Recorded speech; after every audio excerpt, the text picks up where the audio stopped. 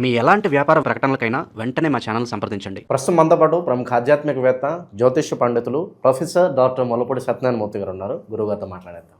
నమస్కారం గురు. నమస్కారం మణికంఠ గారు. గురుగారు, ఉగాది రాశి ఫలితాలు చర్చించుకుందాం. సో పరాభవ నామ సంవత్సరంగా పిలుస్తున్నారు ఈ సంవత్సరాన్ని. మరి వృషభ రాశి వాళ్ళకి కొత్త సంవత్సరం ఏ విధంగా ఉంటుంది, ఎటువంటి జాగ్రత్తలు తీసుకుంటే బాగుంటుందంటారు? మొట్టమొదటగా ఈ వృషభ రాశి వారందరికీ కూడా పరాభవనామ సంవత్సర శుభాకాంక్షలు. ఈ ఉగాది వీళ్ళ యొక్క జీవితంలో ప్రకృతి లక్ష్మిని చక్కగా ఆమె యొక్క ఆశీర్వాదంతో నూతన ఉత్తేజాన్ని, నూతన ఉత్సాహాన్ని నింపాలని కోరుకుందాం. ఇకపోతే వృషభ రాశి దగ్గరికి వచ్చేసరికి ఆదాయం 5, వ్యయం 14. అంటే పడిపోయింది, ఇన్కమ్స్ పడిపోయినాయి, ఖర్చులు ఎక్కువైపోయినాయి. ఎప్పుడైతే ఖర్చులు అబ్జర్వ్ చేయండి, ఎప్పుడైతే ఖర్చులు ఎక్కువ పెడుతున్నారో వీళ్ళు, రాజ్యపూజ్యం ఏవాలా అందరూ మా ఇంటికి రండి అంటారు, ఖర్చు పెడతారు, జీడిపప్పు కర్రీ పెడతారని రండి అంటారు. కాబట్టి రాజ్యపూజ్యం 5 అయింది, అవమానం 4 అయింది. అంటే ఏంటంటే గౌరవం పెరుగుతుంది ఖర్చు పెట్టినప్పుడు.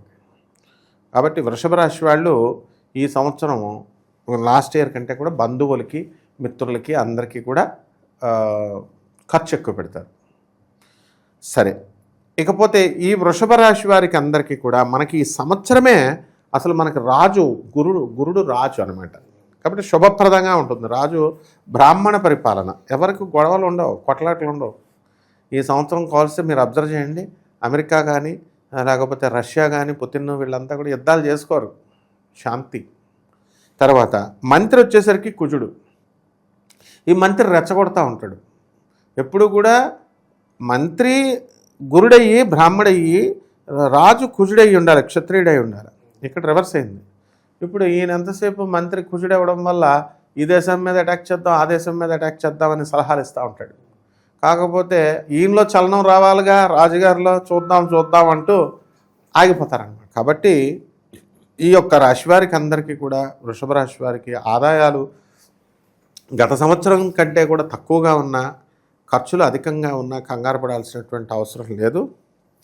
ఈ మనకి గురుబలం వలన ప్రథమార్థంలో మనకి ఈ యొక్క సెప్టెంబర్ నెల వరకు కూడా మనకి జూన్ 2 నుంచి మారుతున్నాడు గురుడు, మిథున రాశి నుంచి కర్కాటక రాశి.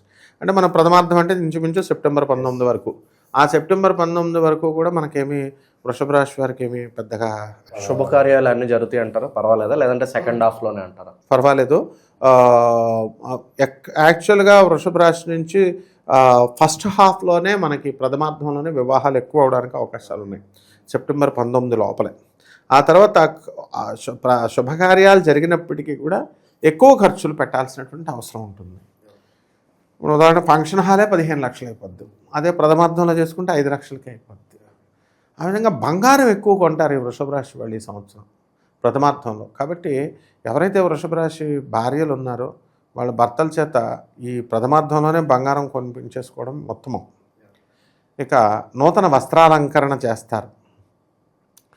ఇతరుల్ని వ్యాపారాల్లోకి పార్ట్నర్షిప్పుల పేరుతో దిగుతారు. బట్టల వ్యాపారము, హోటల్ ఇండస్ట్రీస్, సాఫ్ట్వేర్ కంపెనీలు, తర్వాత ఈ యొక్క ఐరన్ ఇండస్ట్రీస్, ఇవన్నీ కూడా కలిసి వస్తాయి. ముఖ్యంగా ఫుడ్డు, ఫ్యాట్సు, ఫర్టిలైజర్సు, ఆయిల్ ఇండస్ట్రీస్, ఇలాంటి వ్యాపారాలన్నీ కూడా బ్రహ్మాండంగా సాగుతాయి. ఉద్యోగస్తులు, నిరుద్యోగుల వ్యవస్థ వీళ్ళకి ఎలా ఉంటుంది గురుగారు ఈ సంవత్సరం? నిరుద్యోగులకి ప్రథమార్థంలో బాగుంటుంది. ఆరోగ్య భంగాలు కూడా ఉన్నాయి వృషభ రాశి వాళ్ళకి. చెస్ట్ పెయిన్, నడుము నొప్పి, పైల్స్, ఒకటి అని కాదు, సిరీస్ ఆఫ్ డిజీజెస్ వస్తాయి. అయితే వీళ్ళు సరైన సమయంలో బ్లడ్ లెవెల్ కూడా వీళ్ళకి చాలా తగ్గిపోతుంది, అన్నీ లో లెవెల్స్లోనే ఉంటాయి. కాబట్టి వీళ్ళకి ఇలా రావడం వల్ల వీళ్ళు కాస్త మేల్కొని ద్వితీయార్థంలో బాగు చేయించుకోవడం ద్వారా మళ్ళీ వీళ్ళందరూ కూడా బాగుపడడానికి అవకాశాలు ఉంటాయి.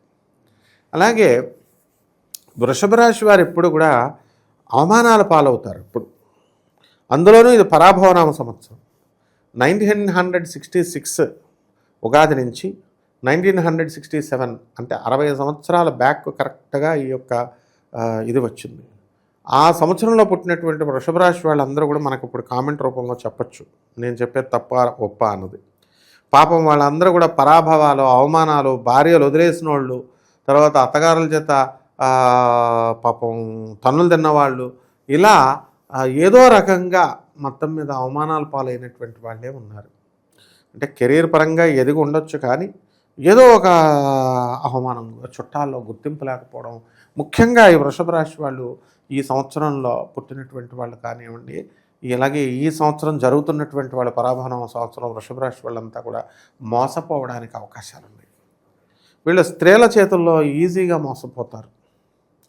కాబట్టి ఈ రాష్ట్రాధిపతి అయినటువంటి శుక్రుడు మరి వీళ్ళని లాభం చేయడంతో పాటు నష్టం కూడా చేయడం అనేటటువంటిది జరుగుతుంది. కాబట్టి ఆడవాళ్ళ జోలికి వెళ్ళకూడదు. వీళ్ళు ఫస్ట్ ప్రయారిటీ అనేటటువంటిది వీళ్ళు దేవుడికి ఇవ్వాలి, లేదా మగ స్నేహితులకి ఇవ్వాలి.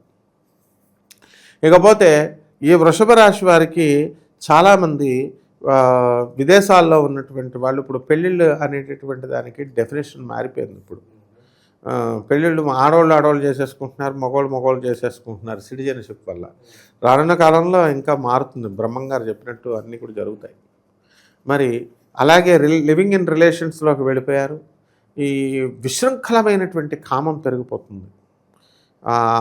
దాన్ని అందువల్ల సెల్ఫ్ కంట్రోల్గా ఈ యొక్క వృషభ రాశి వారు ఉండాల్సినటువంటి అవసరం అనేటటువంటిది కనబడుతుంది. ఎందువల్లంటే మంత్రి ఆయన కుజుడై ఉండి, మనకి రసాధిపతి అయినటువంటి శని మనకి ఈ యొక్క వృషభ రాశి వాళ్ళని టెంప్ట్ చేస్తూ ఉంటాడు. అలాగే మనము ఈ కోల్డ్ స్టోరేజ్ వ్యాపారాలు, ఆ తర్వాత ఈ యొక్క కూరగాయల వ్యాపారాలు, కమిషన్ ఏజెంట్స్, పబ్స్, రెస్టారెంట్స్ బిజినెస్లు బ్రహ్మాండంగా సాగుతాయి. ధాన్యాల వ్యాపారాలు, అపరాల వ్యాపారాలు చేసేటటువంటి వాళ్ళు కూడా సక్సెస్ అవుతారు. లేకపోతే విద్యార్థులను అన్నట్టుగా మనకి వీళ్ళకి ఉద్యోగాలు రావడం అనేటటువంటిది ప్రథమార్థంలో జరుగుతుంది. ట్రాన్స్ఫర్స్ అనేటటువంటివి మనకి వీళ్ళకి ఎక్కువగా వీళ్ళు కోరుకున్న చోటకి జరగవు. సింహరాశిలో ఉన్నటువంటి అర్ధాష్టమ కేతువు వీళ్ళకి డిప్రెషన్లకు తీసుకెళ్తాడు. నవంబర్ 5, 2026 సంవత్సరం లోపల చాలామంది అమ్మాయిల చేతుల్లో మోసపోయినటువంటి వాళ్ళంతా కూడా మద్యానికి బానిసలైపోతారు. కాబట్టి తద్వారా వీళ్ళు కొంచెం మనశ్శాంతి వస్తుంది అనేటటువంటి భ్రమలో ఉండిపోతారు. కాబట్టి ఇటువంటి వాళ్ళు ఎవరైతే ఉన్నారో అటువంటి వాళ్ళు వాళ్ళ జీవితాలని పాడు చేసుకోకుండా, ఆ అమ్మాయిల గురించి ఆలోచిస్తూ తల్లిదండ్రుల బుర్రలు పాడు చేయకుండా అయితే వీళ్ళు దేవుడి మార్గంలోకి వచ్చే సన్యాసులు అయిపోవచ్చు, లేదా వాళ్ళ అమ్మ నాన్న చూసిన సంబంధం చూసుకొని చేసుకోవచ్చు, లేకపోతే వేరే ప్రేమ దుకాణం పెట్టుకోవచ్చు. కాబట్టి ఏవి పెట్టినప్పటికీ కూడా ఈ మానవ ప్రేమ అనేటటువంటిది నకిలీ ప్రేమ, కాబట్టి వీళ్ళు ఖచ్చితంగా మళ్ళీ మోసగింపబడతారు వృషభ రాశి వాళ్ళు. ఇక వైవాహిక జీవితాల్లో ఉన్నటువంటి వాళ్ళు భార్యాభర్తల మధ్య మనస్పర్ధలు అనేటటువంటివి చిన్నగా జరుగుతున్నాయి. ఒక 2-3 పిల్లలు పుట్టిన తర్వాత వాడే మారతాడు అని తల్లిదండ్రులు చెప్పడం, లేకపోతే చిన్నపిల్లలుగా ఉన్న వాళ్ళు పెద్ద అయిన తర్వాత వాళ్ళు మారతారులే అని భర్త ఉండడం, దాంతో వీళ్ళని సైలెంట్గా ఉండమండం అనేటటువంటిది జరుగుతుంది. ఇకపోతే ఆరోగ్యం దగ్గరకు వచ్చేసరికి చెస్ట్ పెయిన్లు ఇలాంటివన్నీ కూడా, హార్ట్ బీట్ తక్కువగా ఉండడం ఇలాంటివన్నీ కూడా రావడానికి అవకాశాలు అధికంగా ఉన్నాయి. ద్వితీయార్థంలో హైలైట్స్ అంటే ఏం చెప్తారు గురుగారు వాళ్ళకి? ద్వితీయార్థంలో వీళ్ళ కోర్టు కేసుల్లో గెలవడం అనేటటువంటిది ఉంటుంది. వీళ్ళకే కాకుండా వీళ్ళ భార్య తరపు ఆస్తులు కలిసి రావడం అనేటటువంటిది ఉంటుంది.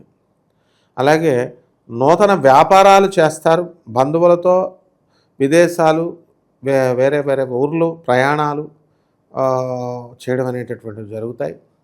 అయితే నేను ఛాలెంజ్ చేసి చెప్తున్నాను వీళ్ళకి, వృషభ రాశి వాళ్ళకి.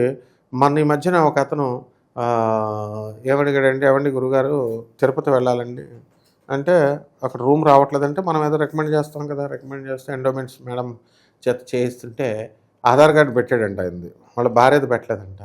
ఆ రూమ్ బుక్ చేసే ఆయనకు అనుమానం వచ్చింది, ఏమండి ఈయనకి 52 అండి, ఆ అమ్మాయికి 39 అండి, భార్యనండి కాదా అండి, అక్కడ మళ్ళీ రైడింగ్ జరిగితే పట్టుకుంటారండి అని. అంటే ఈ వృషభ రాశి వాళ్ళకి ఏదో రకంగా వీళ్ళు ఓయో రూములని లేకపోతే ఈ గెస్ట్ హౌస్లోనో వెళ్తున్నారు, ఖచ్చితంగా దొరికిపోతారు వీళ్ళు.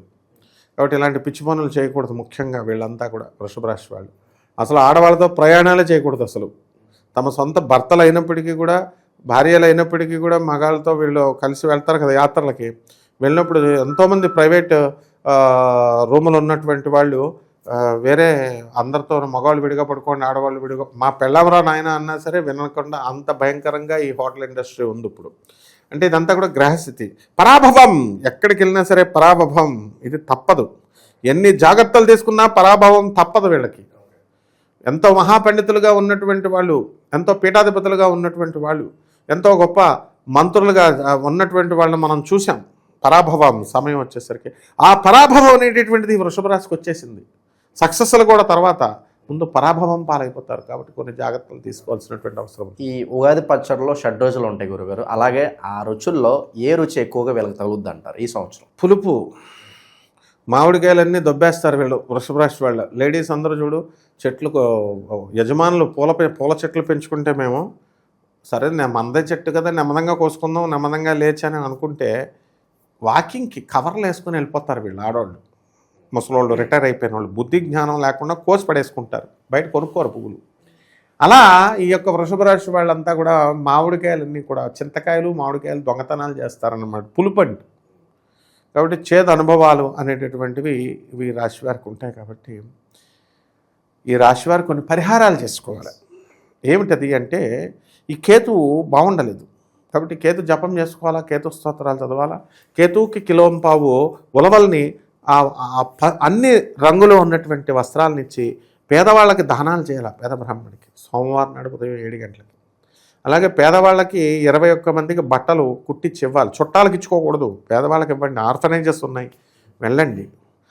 తర్వాత అనాథలకి, పేదవాళ్ళకి, తర్వాత వీళ్ళకి వికలాంగులకి, సాధువులకి దాన ధర్మాలు చేసుకోవాలి. అంతేగాని మన గురువులు గారులు యాత్రలకు వెళ్ళండి అంటే గుళ్ళకెళ్ళిపోతే వచ్చేస్తుంది అనుకుంటున్నారు. గుళ్ళు చుట్టూ తిరిగేస్తే మీకు వచ్చేస్తే ఇంకా దేవుడు ఎందుకు నాయన, కర్మలు ఎందుకు? కాబట్టి